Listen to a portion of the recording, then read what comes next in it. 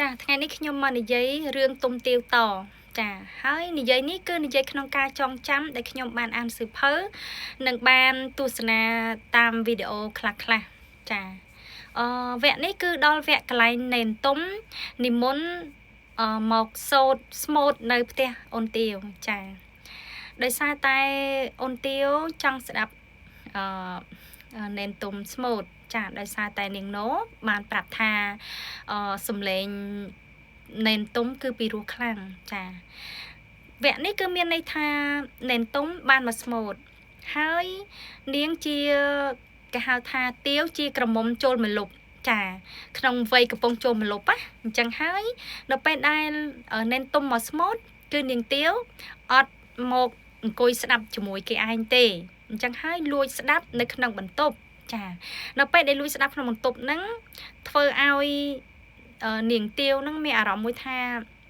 ភ្ញាក់ផ្អើលណានៅពេលដែលឃើញណែនទុំស្មូតពីរោះសំឡេងពីរោះហើយសំខាន់នោះ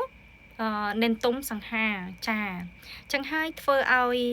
ទាវមានចិត្តប្រតិព័ទ្ធលងស្រឡាញ់សំឡេងគេហៅថាលងស្រឡាញ់សំឡេងទី1គឺទាវលងស្រឡាញ់សំឡេងចានៅពេលដែលទាវបើកវាំងននមកគឺនាងទាវលងស្រឡាញ់សម្រស់ដ៏សង្ហារបស់ណែនទុំទៀតតែម្ដងចាពេលនោះគឺបានឃើញបានឮលងសំឡេងហើយគឺធ្វើឲ្យនាងទាវនៅអត់សុខទេចានៅអត់សុខទេអញ្ចឹងហើយ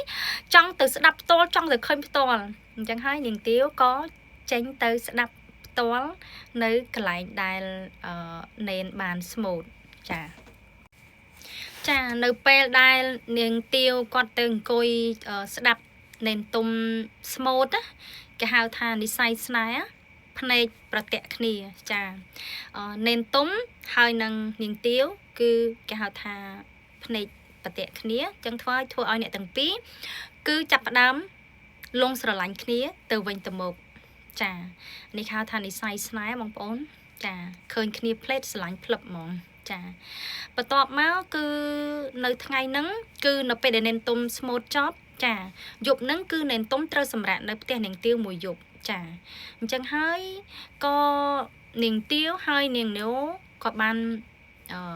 គេហៅថារៀបចំផាហុំហើយនឹងដន្លាប់ដើម្បីប្រគេន